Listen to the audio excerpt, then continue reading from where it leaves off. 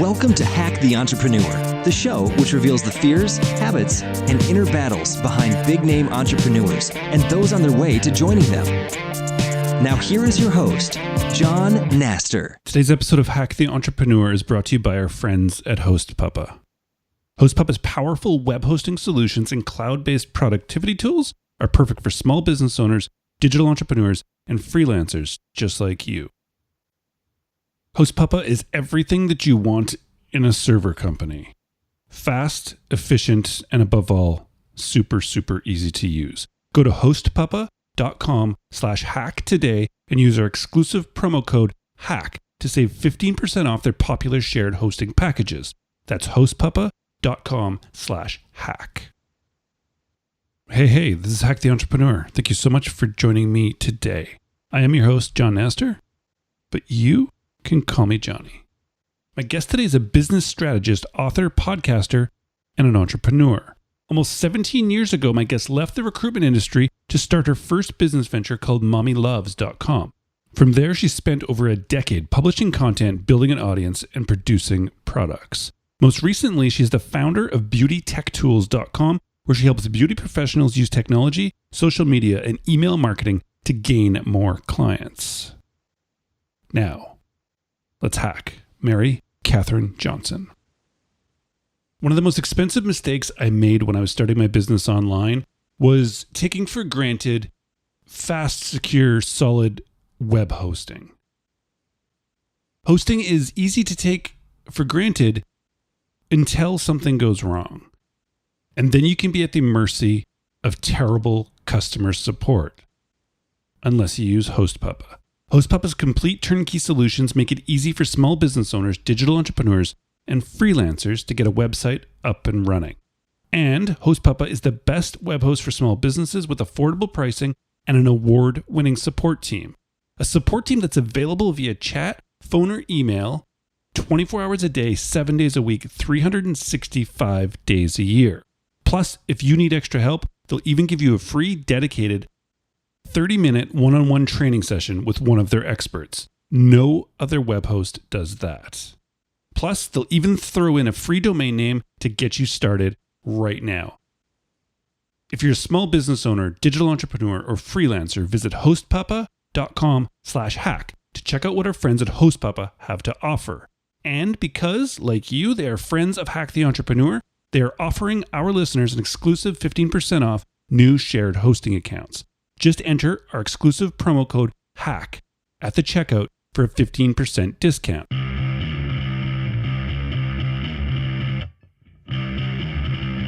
We are back with another episode of Hack the Entrepreneur. And today we have a very, very special guest.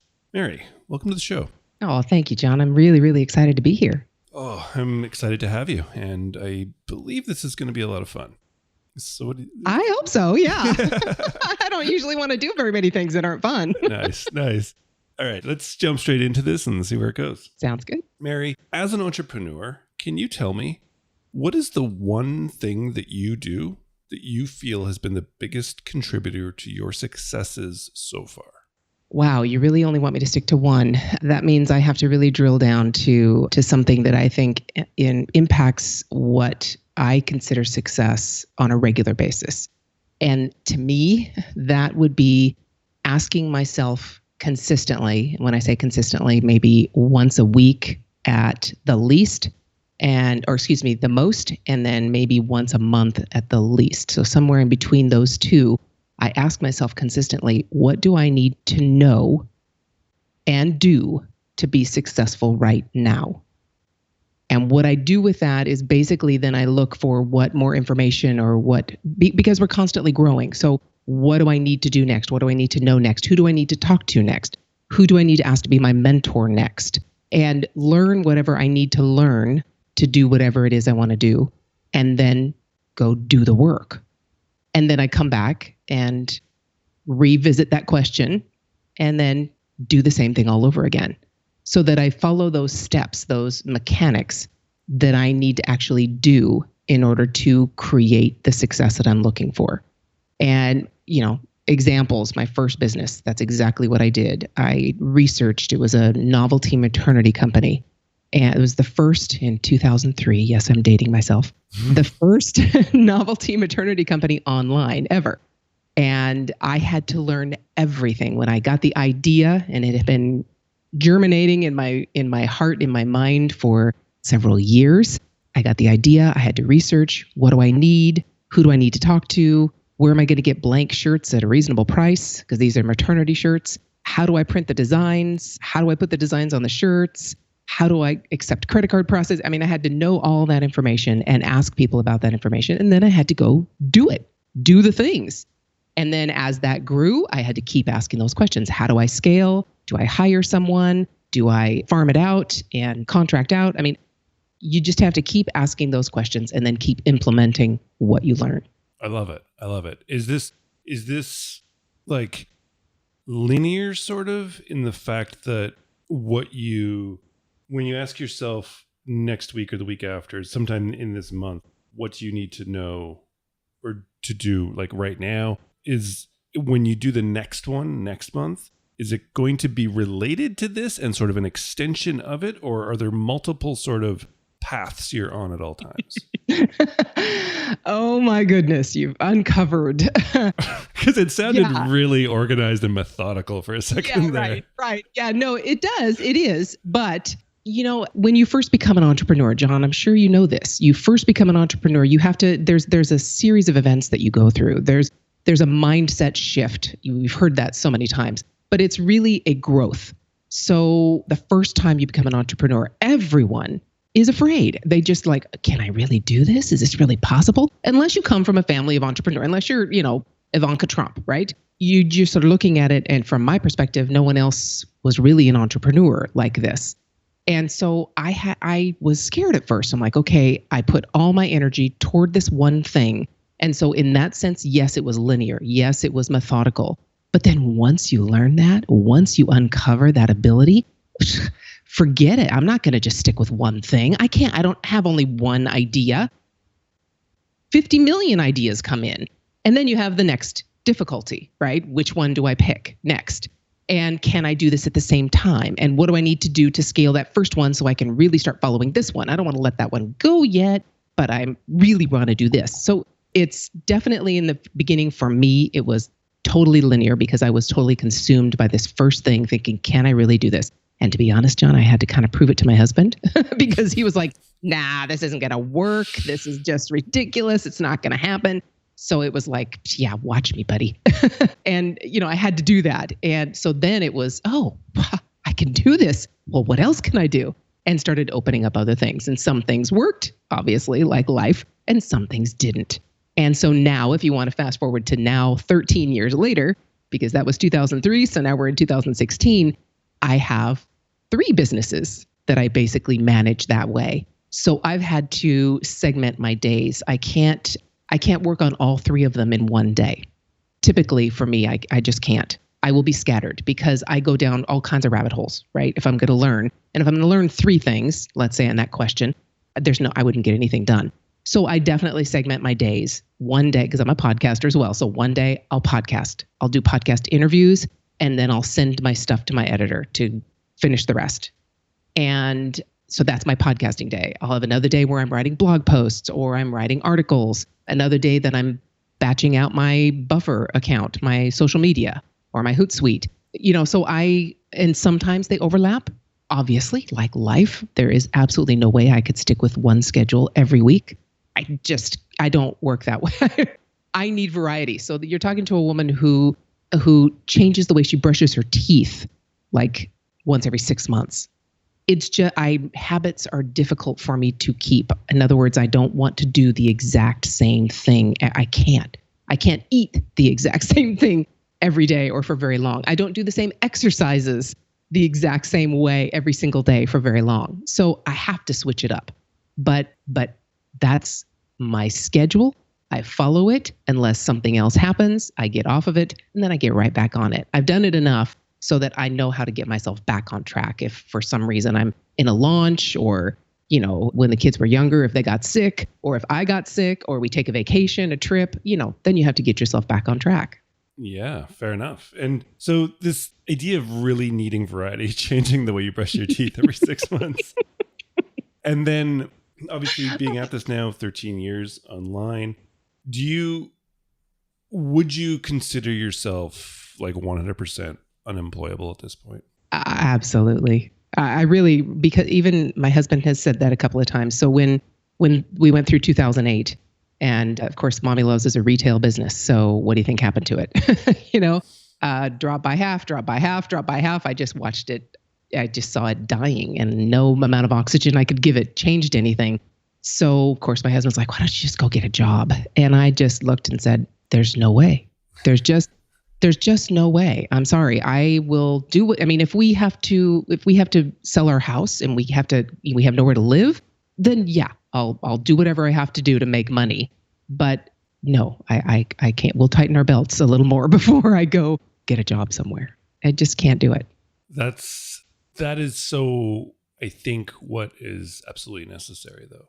That mindset where it's like there's that sort of old story about the burning the ships, like when they landed on the shore and like, why are you doing that? It's like, well, there's no way out. We have to beat everybody in front of us. Yeah. Because if there's ships behind, you're just going to jump back on and leave. Yeah. And take that other route. Yeah, it is. So it sounds harsh to say to your husband, but it's also what it takes. That's what it takes. There's not just an upward growth of just success. That's not how it works. There's valleys and things that you hit all the time. There are caverns. There are caverns. There are Mount Everests. And everything in between. And, I was lucky that I could also say, gosh, you know what, honey? I'm also getting quite a bit older, and I don't know if anybody's really going to be hiring me. So, I had to put it in language that he related to, because he does not at all have the entrepreneurial mind, at least not yet. I've been planting lots of seeds, so we'll see if they can germinate. Nice. I love it. All right, Mary. So it's this idea of consistently asking yourself what you need to know and what you need to do to get to where you want to be. That's your one thing. Now, every expert in business talks about the 80-20 rule. You're supposed to do 20% of the work to get 80% of the results. You're supposed to do what you're good at and delegate the rest. Mary, please tell me something that you're absolutely not good at in your business. Oh my goodness. I am not good at being vulnerable, either personally or in my business. And I work at that because I do believe that what you just said, delegating what you're not good at, I really in the beginning did it all, did everything. Like I said, before I became an entrepreneur, I was a technology recruiter. And of course, I also went through the tech crash in 2001 as a technical recruiter on 100% commission. So that was not fun, but it gave me, just empathizing and sympathizing with these guys, most of them guys, a few gals, it gave me a great network. So I tapped that network and I learned everything I could about all the technologies. And at that time, of course, I did WordPress. All the research I did was nowhere around. The only thing I could use was this site called Homestead. And, I had to learn how to navigate that, learn how to integrate things, do all those kinds of things. So it got me in that mindset of I do it all. And I was also a pretty big control freak. So I had to do it all. And that has been my biggest weakness, the thing I do the worst. And that is admitting that I don't have to be the one to do it and allowing others to come in. And once I finally did that, and I'm still struggle with it. So give me an example. I've been podcasting since late 2013, and about almost a year ago now, actually it was about a year ago now, I taught my oldest son, who just turned 18, how to edit my podcasts. And I of course asked him at first. It wasn't like I was a tyrant going, you will do this. So, you want to learn this? And he's like, yeah, that sounds cool. Okay, here's how you do it. So I taught him how to do it on WordPress, taught him how to do it in Libsyn, taught him how to do all the audio, even to the extent of doing buffer and publishing and doing tweets and all that stuff. And in the beginning, I actually did a complete screen share. I used, what is it called? ScreenFlow. I used ScreenFlow, and I basically took a video of me doing the entire process so that he had it all there, put it up on Dropbox, made a file for him on Dropbox, and then just said, all right, go. And I really had to sit on my hands and almost tape my mouth shut to not go in and go over his shoulder and do anything and say anything. I really just had to. And that's been the best in my parenting as well. But every time I have to make myself not give in to that urge to go do it myself. And so, I still struggle with that. It's still my biggest weakness, the thing I do worst.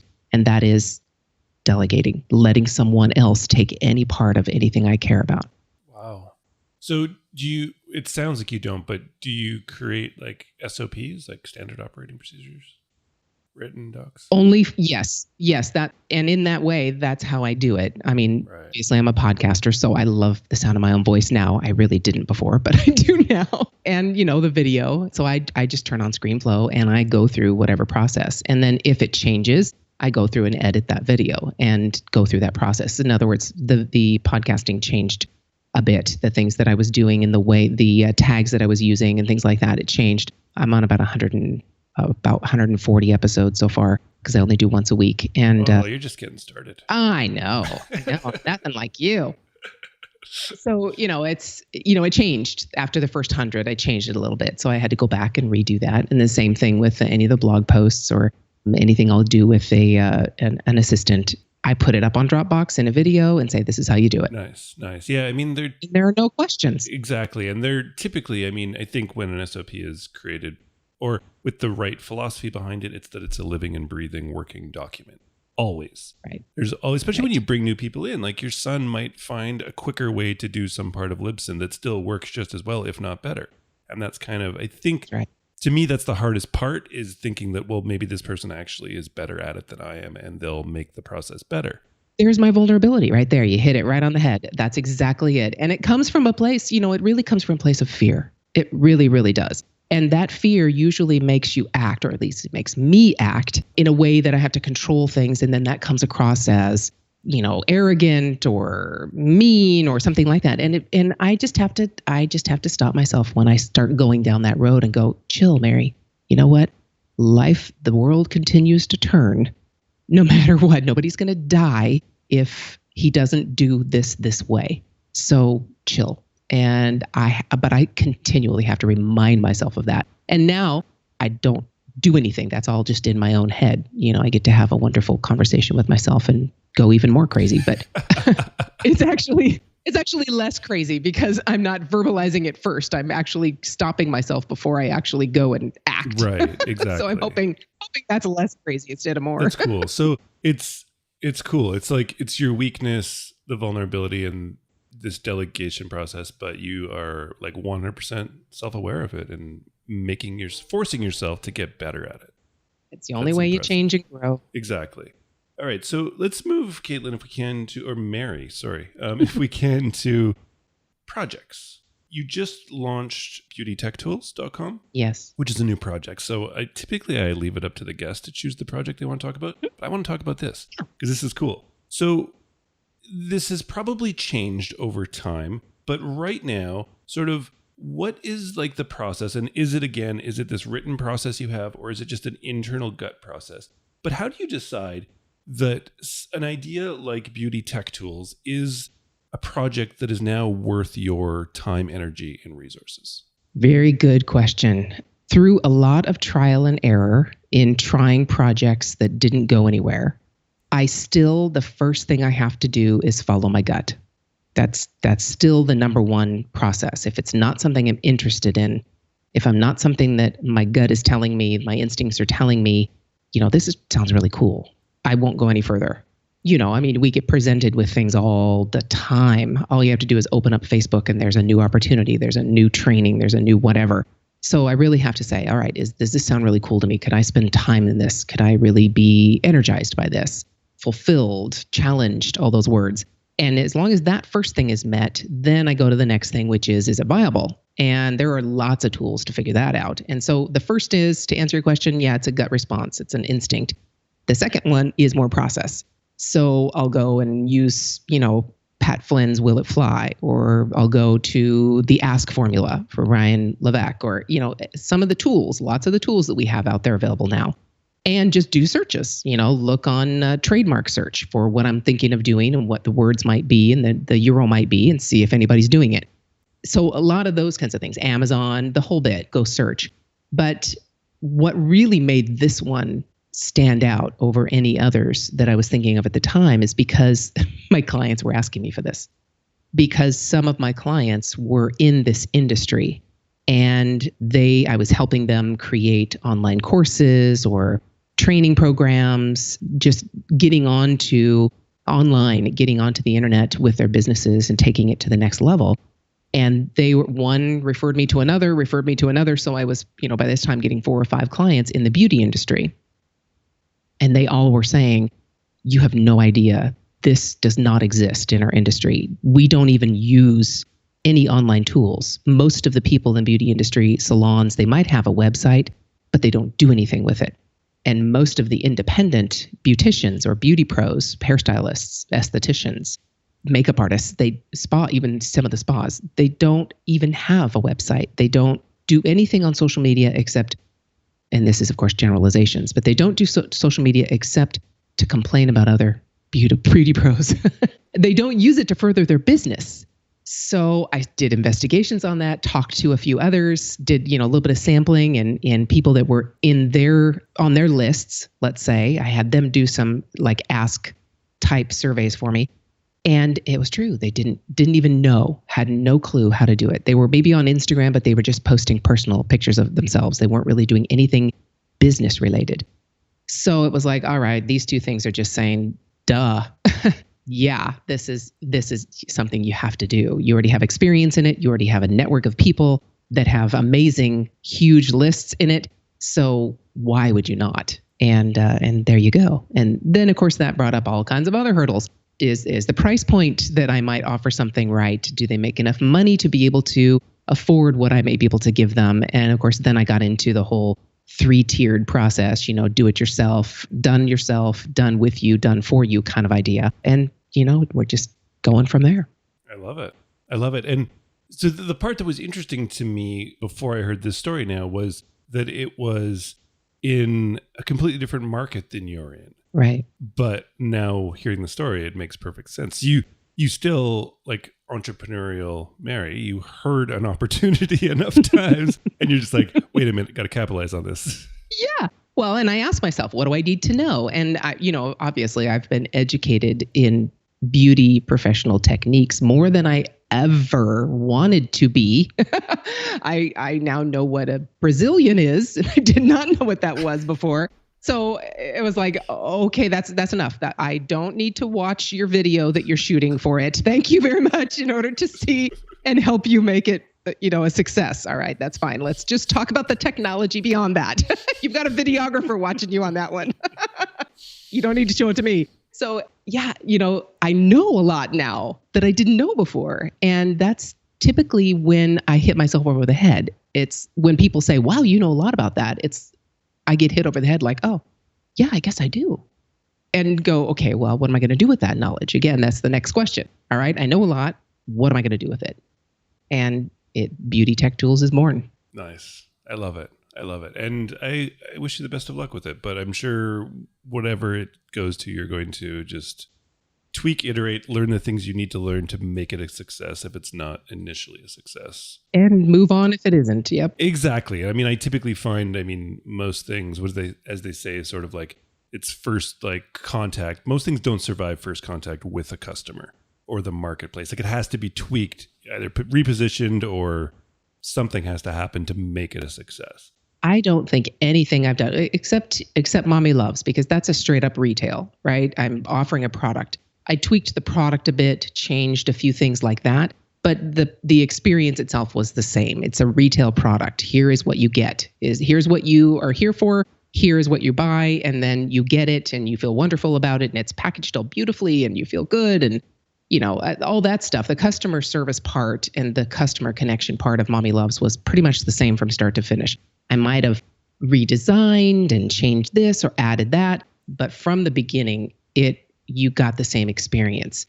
Everything else, I agree 100%. There is no way any of the other things that I've done have been the same the first time out, and the 100th time or even 10th time that I put something out into the world. It's just the nature of life. It really is, yeah. It's hard to accept when it's something we create and it comes from us, and we put it out to the world and then it's not taken the way we want it to, but it's really an iterative process of just making it what people need and want. And you know what, John? There's another one of the vulnerability issues. Once you get smacked across the face that they don't want that, you kind of learn that and let go of it pretty quickly, or you're not going to be an entrepreneur. Exactly. You can't, right? You know, if you don't listen to that and adapt to it and put your feelings aside, that was my biggest mistake ever, was that I identified too closely with Mommy Loves. It was the end all be all of the universe. And if it failed, that meant I failed. And I hung on to that business through 2008, 2009, 2010, until my wonderful accountant finally looked at me and said, "Why are you hanging on to this dying thing?" And I looked at him and said, if it fails, I fail. And the wisest words ever said to me, "You are not your business." Yeah, that's true. And I had to, it is. But you have to do that. You have to love it enough. And, John, one of the things I say, and with Parent Entrepreneur Success, the thing I'm doing now, if you're a parent, you should already know that, because you have to do that with your kids. So it's easier as a parent to build a business because we already know what letting go looks like and what it feels like. I mean, you don't carry around your 50-pound, 2-year-old constantly like you did when he was a newborn. If you do, that's hanging on to the newborn stage, right? That's not natural. The kids will automatically make us adapt. Our businesses don't automatically do that. So we have to make ourselves adapt. And being a parent helps you do that if you open your eyes. But that's it. Let go of that identity and love it enough to build it, but be detached enough to know when you need to let go or change. I love it. I love the parenting to business analogy. It's good. It's exactly the same. Yeah, it is. It is exactly. A newborn is just like startup. And it's just as hard. Oh, man. Oh, my gosh. And you have no idea what you're doing. It's time to start. Here it goes. That's it. And then now I'm at the exit strategy. Yeah. I mean, I'm serious. I've taken every single stage of parenting and adapted it to every single stage of business, and they're exactly the same. That's awesome. And now I'm in the exit strategy. My 18-year-old, right? That is, you think newborn's tough. That, lasts a short period of time. Now you got this 18-year-old who thinks he's an adult. And nobody wants to acquire him. Yeah, you know what? Oh, I could spend, you would not believe, girlfriends and trips and college and It's wonderful. And I'm absolutely lucky. I really, really am, because he communicates and, trusts most of what I say. That's cool. That's all you can really ask for at this stage. That's it. Yeah. All right, Mary. Well, this has been an absolute blast. I want to wrap up with you on one final question, if we can, please. Mm-hmm. It's this idea I'm working with calling the entrepreneurial gap, which as entrepreneurs, as dreamers, I feel like we're always projecting our successes, at least internally, but those successes are always in the future, meaning in 1 month when you hit that revenue goal, in 6 months when you stand on that stage, in 1 year when you hit that other metric. We both know that you're going to set 10 bigger and loftier ones further into the future, right as you're hitting all of those goals. And from the outside, we look successful. And from the inside, it's always coming in the future, which kind of leaves us in this weird gap sometimes of never fully being satisfied with what we've accomplished. You've been at this for quite some time now, and you've had some great successes. I would love it if you could right now stop and turn and look behind you. Tell me how you feel about your entrepreneurial journey up until today. Wow. I'm so glad you asked this question, because probably in the last maybe 2 years at the most, I have been adapting that exact philosophy and basically just shattering it. So if I look back at Mommy Loves, and you are absolutely right, when I started that, I would always be looking to the next thing and the next thing and the next thing. Just like my first question when you asked me, how do I measure my success, or how do I, what's the number one contributor? That was what I said, right? I'm going to look at what I need to know, but I changed it to now, not to get 6 months from now. So, but in the beginning, in Mommy Loves, it was always, okay, what's the next milestone? And you are absolutely right. It didn't feel like failure, but it never felt like success. And success is not, I don't think, a thing that you just arrive at. That just doesn't happen. It just changes and adapts. So it always feels that way. It always feels like you're never satisfied. I wrote a post about this recently, and it feels like, and I'm using the words from Vishen Lakiani, that's it, of mindvalley.com. And his words in his recent book that he wrote, it's like you're chasing the horizon. You'll never catch the horizon. You will never catch it. You will constantly be chasing it. And you put your happiness on when you reach the horizon. So it felt that way for at least 10 years, right? Constantly. And then what about if this one fails or if this one goes down, then what's the next thing I can chase? In the last couple of years, I have been really looking inside and saying, if I'm happy now, but I still make those goals, I've actually created even more success by looking at what I have now. And you're exactly right when you ask this question. Thank you, because you have to look behind you and go, how can I look at and measure my success by this horizon that I'm chasing? Why don't I measure my success based on where I've come from? And that's exactly what I've been doing. Starting to look back and go, and I've made my kids do the same thing. Whenever they make a mistake or do something and they go, oh, I'm so terrible or whatever, I look at them and say, whoa, look at last April 15th. April 15th, 2015, where were you? What were you doing? And they go, whoa, it's hugely different. I'm 2 inches taller, right? And that's usually what they're judging success on, right? How big they can get and how many things they can do, right? But they don't look back at how small they were. They only look at how big they are now and where they want to be, right? And comparing themselves to everybody else. So that's another issue. That's another reason that I look and say, no, measure your happiness, not based on what you look on outside and where everyone else is and what that horizon is you're chasing, but where you've come. Where you've come from, and how you've changed and how you've grown. I don't care. Every person listening to our voice, and even people millions beyond, none of them stay exactly the same. Even if you're not an entrepreneur, you never stay exactly the same. We are constantly growing. And that is, John, kudos to you, because that is really the next step, not just in monetary success, freedom, whatever word you want to use. Look back.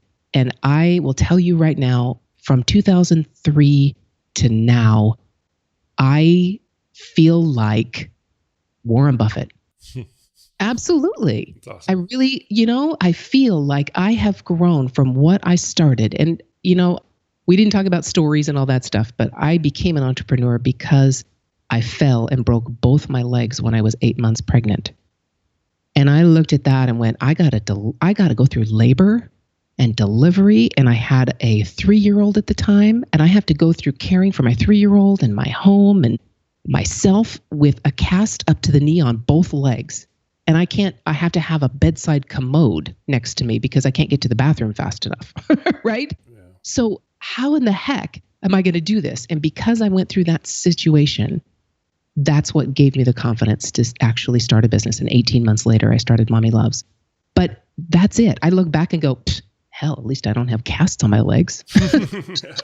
I can get up and go to the bathroom on my own 2 feet now, right? Exactly. I mean, you'll always find something. And if that's what you got to do to get yourself out of bed the next day and get back to your computer or back into your office or whatever you need to do, do it. Do it. Never, ever stop. There's always something you can look back on and say, wow, I did that. I love it. Beautiful answer. Thank you so much, Mary. Again, this has been an absolute blast. So we've got to talk about your business or businesses in passing, but could you specifically now tell the listener where to go find your business and you online? Well, you can go to 2 places. The first one is just my name, MaryKathrynJohnson.com, and that's KATHRYN, MaryKathrynJohnson.com. And John, if you can believe it, some people do misspell Mary. So it's Mary. Johnson, please don't tell me it's not an EN, it's an ON, okay? Exactly. So that pretty much is just my personal site, and it has everything, and it has my personal writings on it, things like that. And it has links to all the things I'm working on. But the business that we've talked about today, besides Beauty Tech Tools, you already mentioned that, .com, Parent Entrepreneur Success. I have a podcast there. That's where really most of my business mentoring happens, the blog posts, any affiliates that I work with, or any products or programs that I recommend, whether they're affiliates or not, are all there. And really, that's where I talk about the similarities between being a parent and being an entrepreneur, obviously with the words of this site itself. And it is a blast because, I mean, you go through potty training, people, and business is nothing. You got business, okay? Yeah. If you can get through potty training without losing your mind, you're fine. Just buckle down and do it. You're fine. Awesome. So MaryKathrynJohnson.com, ParentEntrepreneurSuccess.com. Then there was Beauty Tech Tools that we mentioned as well in passing. I mentioned Will It Fly, Pat Flynn's latest book, and mindvalley.com came up, which I will link to all of those in the show notes for you on Hack the Entrepreneur, so you can track them down very easily there. Make sure to reach out to Mary and check out her site and try and learn more from her and ask her any follow-up questions that you may have. Mary, once again, thank you so much for taking the time to join and share with me today. And please just keep doing what you're doing, because it is awesome and inspiring to watch. Oh, you're sweet, John. Thank you so much. It was an absolute blast to be here. Well, that was a lot of fun. I really enjoyed that conversation, and I hope that you out there listening enjoyed it as much as I did. So we both just went through the same conversation, you and I, except I was part of it and you were, I guess, passively listening and doing whatever it is you might have been doing at the same time. But I was taking notes. I hope you were too, but I definitely was taking notes.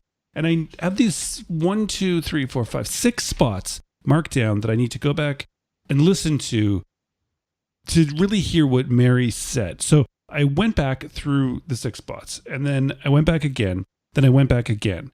The final time that I went through, there was something that Mary said that was so very, very clear.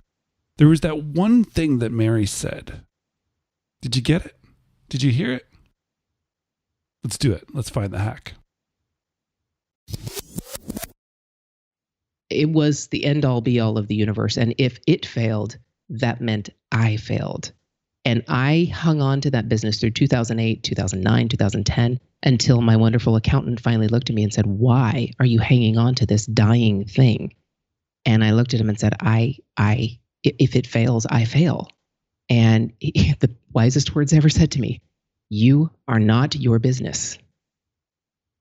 And that's the hack. Mary. This is it.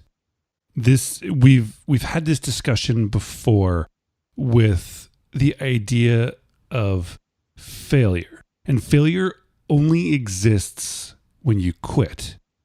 Otherwise, it's just part of the journey, which I don't know what's in your head if you think that starting a business and growing this business to where you want it to be, to $1 million or $10 million or $100 million. I don't know how you could possibly convince yourself that it's going to just be a perfect upward trend. That's not how that's not how life works, right? We both know this, don't we? We do. But we still get attached to our businesses to the point where we make decisions not based on the data, not based on the numbers, but based on emotions and based on something even more detrimental possibly to an entrepreneur or to an investor. Basically, as an entrepreneur, I mean, you're investing time, energy, and resources into an idea to make it profitable.